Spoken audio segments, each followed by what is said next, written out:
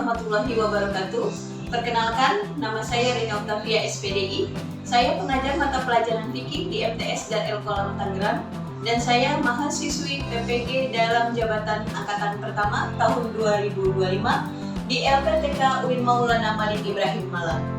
Pada kesempatan kali ini, saya akan mempersembahkan video praktek pembelajaran saya yang saya laksanakan pada hari ini, hari Rabu tanggal 7 Mei 2025 di kelas 7 MTS Darul Kolam Tangerang dengan topik Sholat Sunnah Muakkad. Selamat menyaksikan.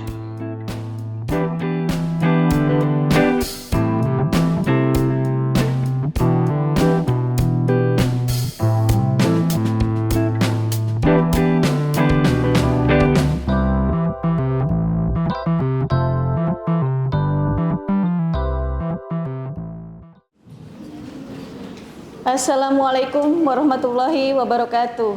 Waalaikumsalam warahmatullahi wabarakatuh. Rotibu julusakum wado'u adawatikum alal makatib. Kaifa halukum? Alhamdulillah.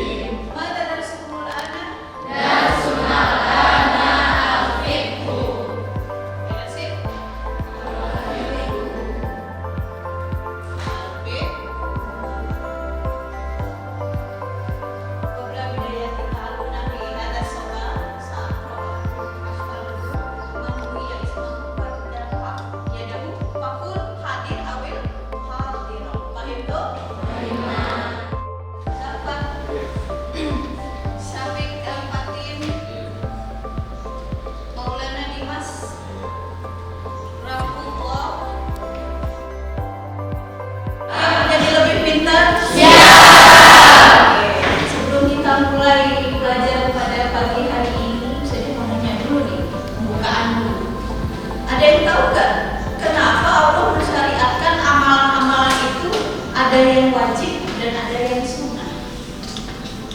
Ada yang mau coba jawab?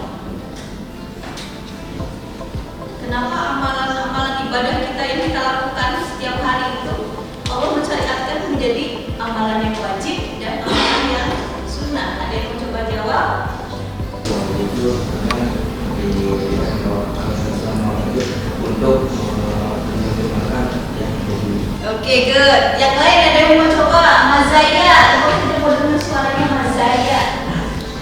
Mazaya gimana? Kenapa itu ada yang wajib, ada yang sunnah?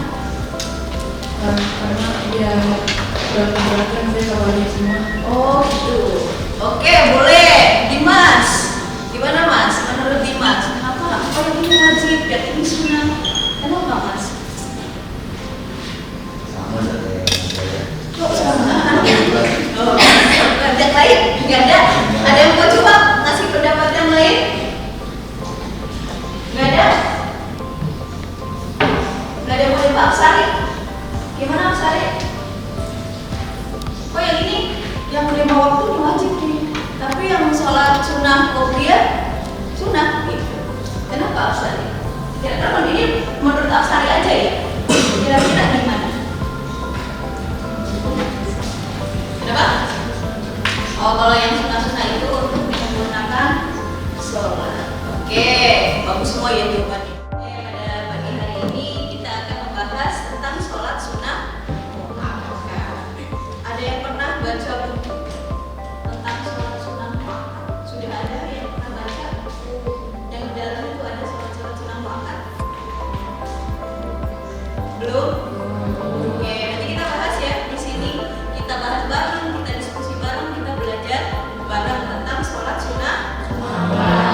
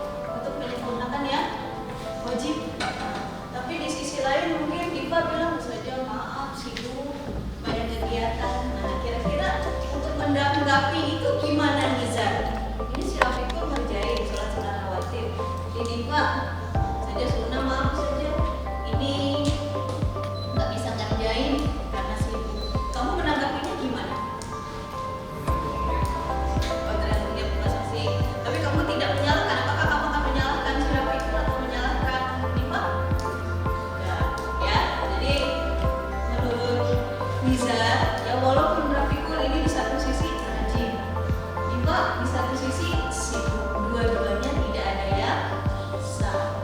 Ya, semuanya. Nah, kita harus bersikap tasamuh atau apa? Toleransi.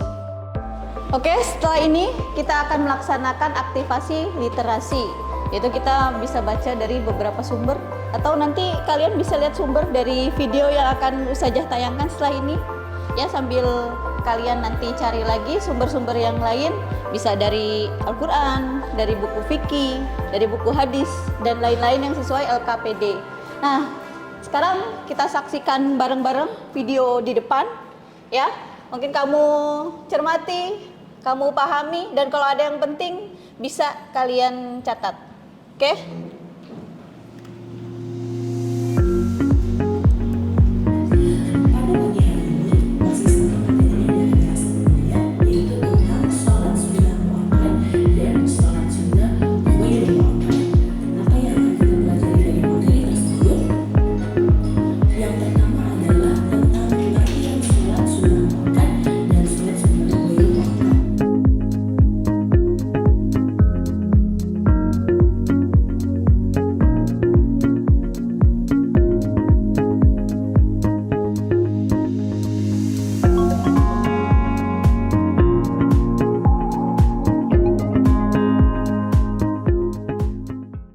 Oke, sudah tadi menyaksikan video di depan? Gimana? Videonya gimana? Menarik apa enggak? Menarik. Oke, dari tadi video yang kita saksikan tadi mungkin masih ingat ya, karena baru kita lihat tadi. Ada yang masih ingat enggak? Sholat sunnah muakkad itu apa? Oke, Atik?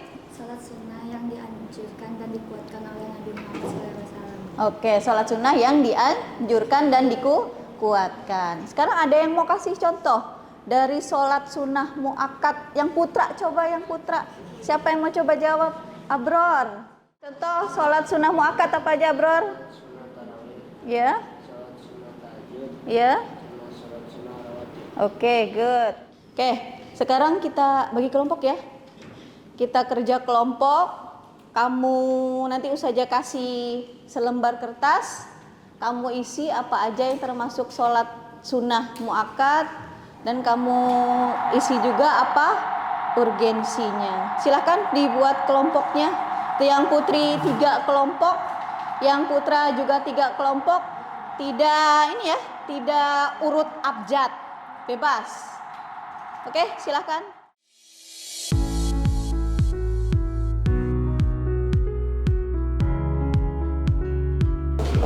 Oke, ini nanti Ustazah bagikan kertas. Kamu isi kelompok berapa? Ini kelompok 1 ya, kelompok 1, kelompok 2, kelompok 3. Ini kelompok 4, 5, terakhir 6. Ingat ya. Nanti diisi kelompok berapa, nama anggota kelompoknya siapa saja ya. Terus di situ kamu tulis jenis sholat sunnah muakkad apa, urgensinya apa ya.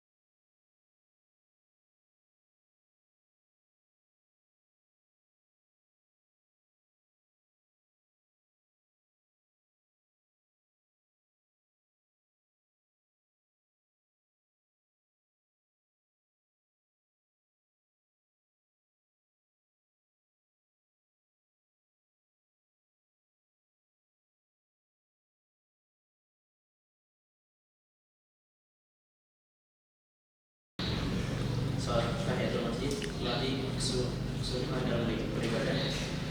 Sholat sholat itu untuk meminta pujian, sholat hari raya untuk memperingati kemenangan agama Islam, sholat sunnah witir beribadah diri kepada Allah, sholat sunnah tarawih untuk memperbanyak pahala di bulan Ramadan, dan sholat istiqoroh untuk meminta petunjuk kepada Allah.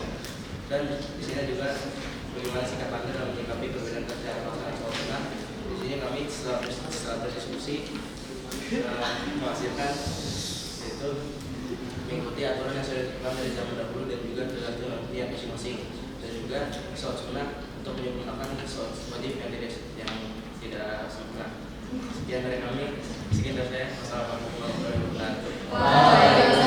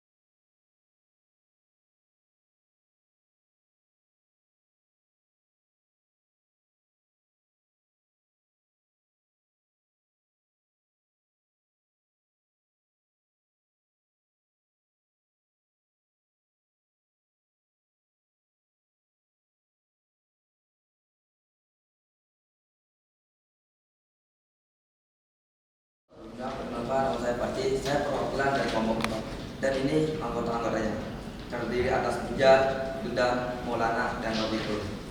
Saya di sini perwakilan untuk memberitahu apa aja jenis-jenis sholat sunnah muakkad dan fungsinya.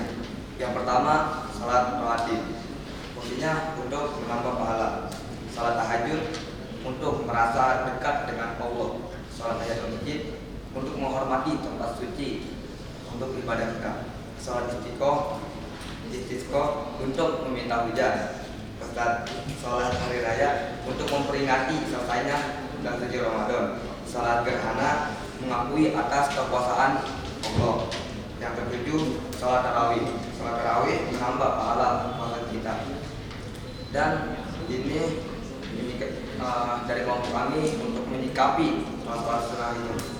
Sebelumnya sholat sunnah itu tidak wajib untuk dilaksanakan karena sholat sunnah itu jika dilaksanakan mendapatkan pahala dan jika tidak dilakukan tidak apa-apa. Itu tergantung kepada masing-masing. Karena jika kita pengen pahala maka lakukanlah sholat sunnah itu. Mungkin itu saya bisa sampaikan, yang mau dimakan. Ya, assalamualaikum warahmatullahi wabarakatuh. Assalamualaikum warahmatullahi wabarakatuh.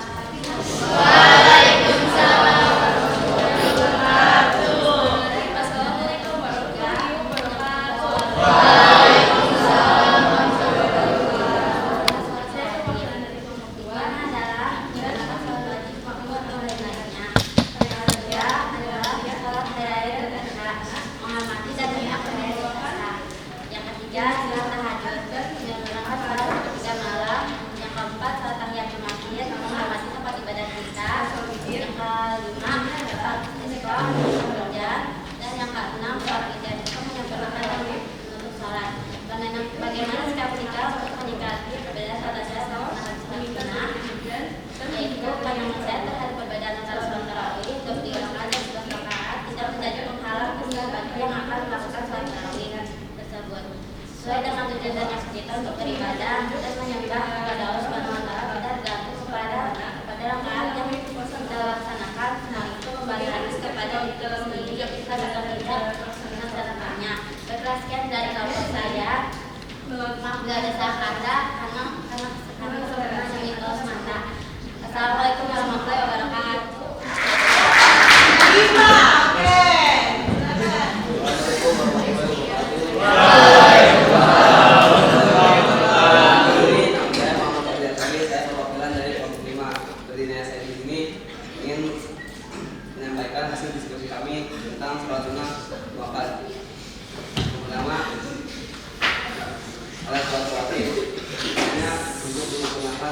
Kedua, ada sholat istisqa, hikmahnya untuk meminta hujan. Ketiga, ada sholat gerhana, hikmahnya untuk mengakui kekuasaan Allah. Yang keempat, ada sholat tarawih untuk menyempurnakan amal ibadah di bulan Ramadan. Yang kelima, ada sholat hari raya untuk menyempurnakan umat Islam. Yang keenam, ada sholat witir, hikmahnya untuk menyempurnakan sholat. Sikap kita dalam menanggapi perbedaan atas syarat sholat sunnah semuanya tergantung pada diri masing-masing. Jika kita tidak mempunyai waktu untuk melaksanakan sholat sunnah, sebaiknya tidak usah mengerjakan. Jika kita mempunyai waktu untuk melaksanakannya, sebaiknya dikerjakan. Sekian dari saya. Assalamualaikum warahmatullahi wabarakatuh. Terima kasih yang tadi sudah mewakili pemaparannya, walaupun agak macam geter gimana gitu ya. Tapi it's okay. Jawaban kalian it's okay, bagus semua, good. Ini dari awal sampai akhir ya, kita belajar sholat sunnah muakkad.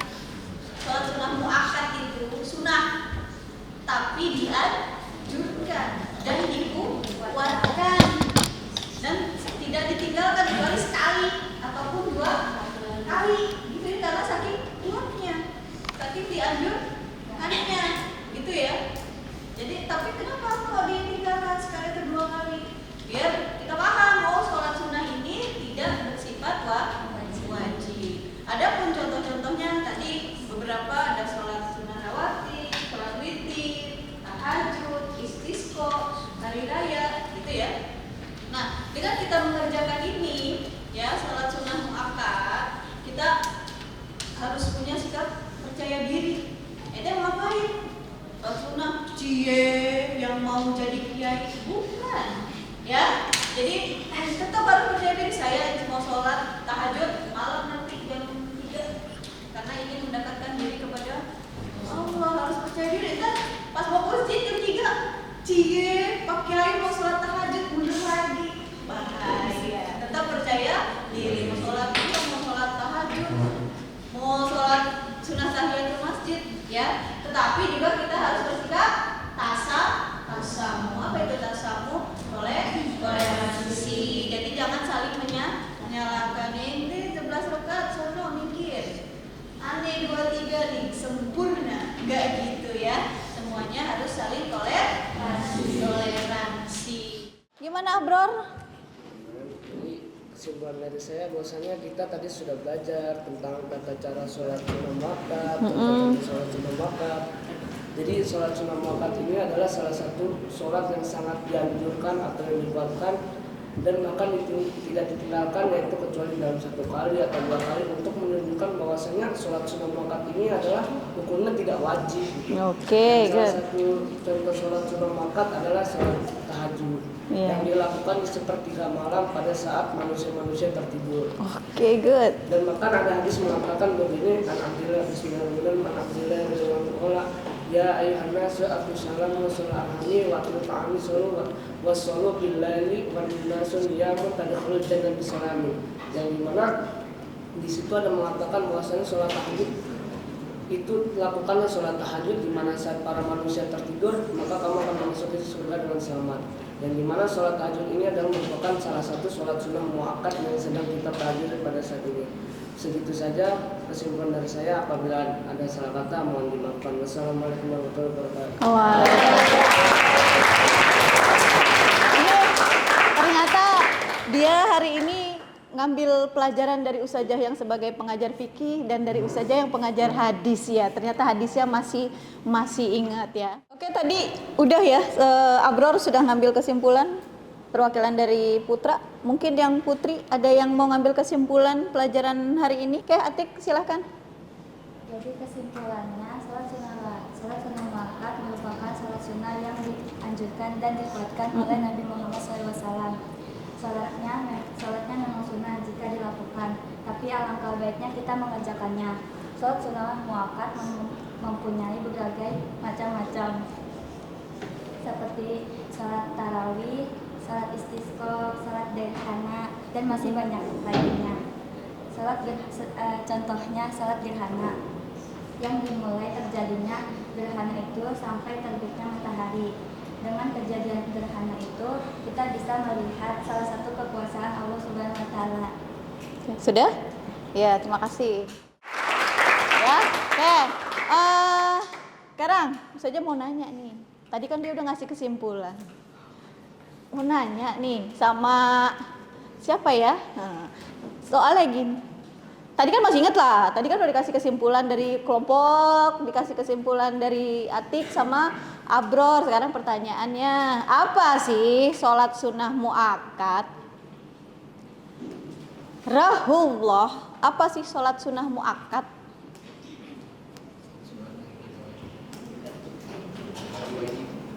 Sholat yang mendekati wajib boleh. Siapa nih? Maulana Rifai. Apa itu sholat sunnah muakkad?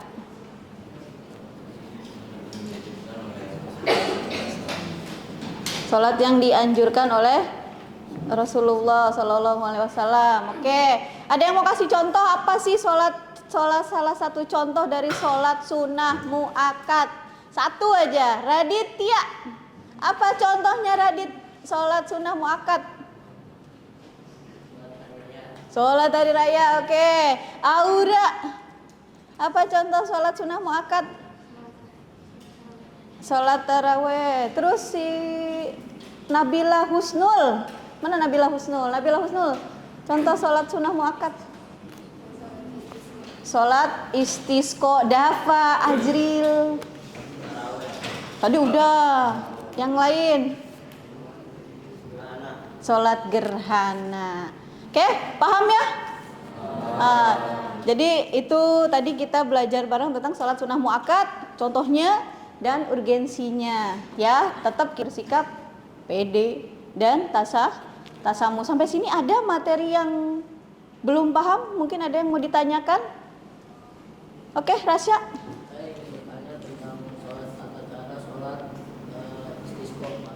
Saja saya mau nanya tata cara sholat istisqa. Oke, nanti kita bahas lagi ya di pertemuan selanjutnya tentang tata cara sholat istisqa. Mungkin Rasya bertanya karena belum pernah ya.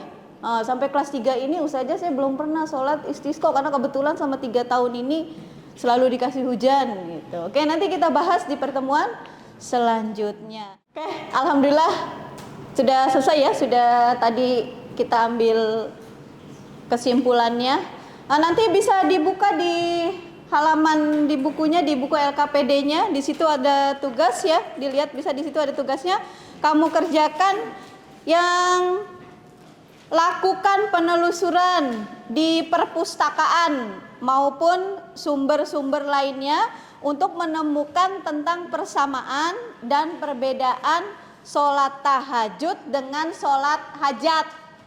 Jadi nanti kamu main ke perpus atau kamu buka-buka buku ya di perpus boleh, atau yang punya buku di kamarnya kamu cari perbedaan sholat tahajud dengan sholat hajat, perbedaannya dan persamaannya berkaitan dengan waktunya, kapan sholat tahajud, waktunya kapan, sholat hajat kapan, kemudian jumlah rokaatnya, ya waktunya, jumlah rokaatnya, kemudian surat yang dibaca setelah surat Al-Fatihah. Buat laporannya biasa per kelompok ya, kelompok seperti ini, kelompok 1, 2, dan 3 tentang yang tadi, dan kemudian dipresentasikan nanti pertemuan selanjutnya. Oke, semoga pelajaran pada hari ini menjadi pelajaran yang bermanfaat buat kita semua. Jangan bosan untuk terus membaca, karena dengan membaca kita bisa menaklukkan dunia. Nah, tatim bikiratil hamdalah. Syukran. Assalamualaikum warahmatullahi wabarakatuh. Waalaikumsalam warahmatullahi wabarakatuh. Ayo tafadhalu lil khuruj min jihatil banat.